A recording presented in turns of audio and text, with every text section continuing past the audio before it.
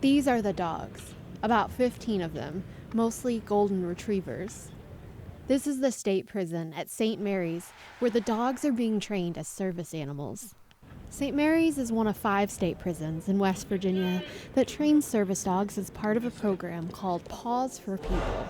The program started in 2007 at the Hazleton Federal Prison, and a couple of years ago it moved to the state prisons. Stephfon is an inmate here, and for the last 10 months, he's been working to train an English cream golden retriever named Leo. Since I have had Leo, he has taught me things such as a lot of things about myself, such as myself having anger problems,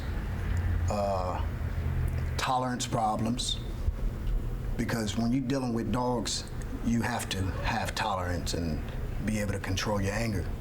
And if you have them problems and you don't really recognize it, they'll bring it out of you. And either you're gonna get it together or you're just not gonna have them anymore. Stephfon is one of 32 inmates who was selected to be part of the Paws4People program at St. Mary's. Patrick Mirandy is a warden here. The dog stays with these guys 24 hours a day. These dogs, there's a primary handler and there's a secondary handler, and they're paired up. I'm not real sure on how they get paired up. That is something between the mentor and the program. But when they get paired up, this is their whole job is to watch these dogs 24 hours a day. They bathe them, they care for them, they feed them, they train them, which training is any time that they're with them. But after months of training, today is what's known as the bump, when the dogs will meet their prospective new clients. For the inmates, this means their dog is about to leave the prison. Amanda Anderson works at St. Mary's, and she manages the Paws4People program here. There's a lot of tears. The toughest guy in here cries whenever his dog leaves. I couldn't imagine what they go through. I struggle sometimes, because you do get attached. So, and with them, they're putting everything they have into that dog. But they know it's for a good cause, but it's still hard. Oh yeah, to see the dogs leave, it's always tough seeing them leave because they grew up with you. You played a part in the getting them to where they need to be to go to somebody. And it's horrible seeing them leave. But it's for a good cause. That's what makes it a lot easier to look at. It's for a good cause. And you played a part in making somebody else's life better. That's what makes the feeling worth it. It's a relief. It's a relief to us.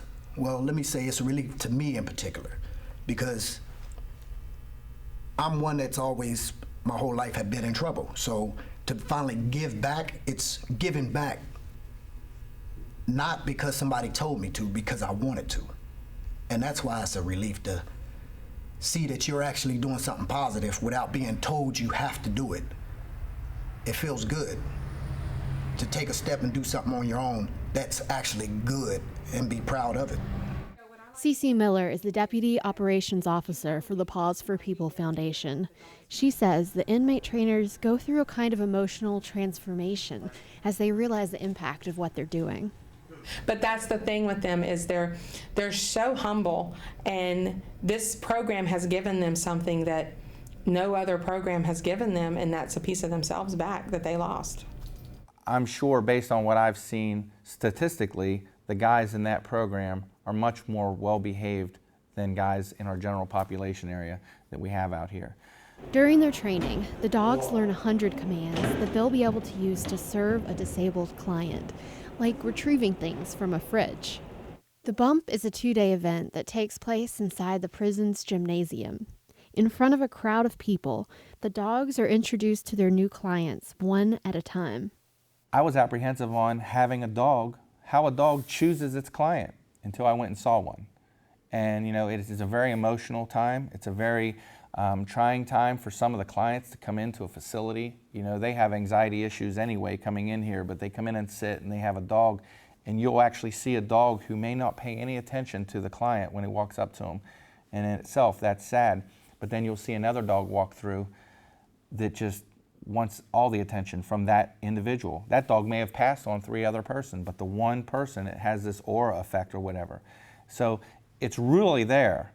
And until you really see the bump process or see what they're doing, I was skeptical. I can't speak for you, but I was skeptical until I saw the big picture. Often, the dog will bump up against someone and nestle against their body when they feel the strong bond with a person. The bump reminds me of an extent of that the client, the dog senses things in them to the nature of whether they want to be there or not. Not so much as they're angry, but so much as what they're going through, in my personal opinion, that they sense that. And if they can't deal with it, they don't want nothing to do with them. And that's beautiful. I asked Stephfon, if Leo chooses his new client tomorrow during the second day of the bump, what will it be like to let go? What will help me get over that?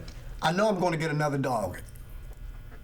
But he's still not this dog, but I know I'm going to get another dog. And what's going to help me get over it is knowing that he's going somewhere that he's needed. He's not needed here. I might say I need him, but there's another one coming behind him.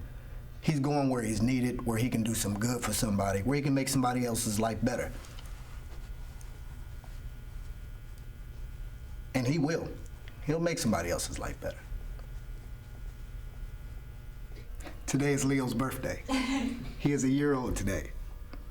And I know I'm not gonna have him too much longer, but while he was here, he made me happy.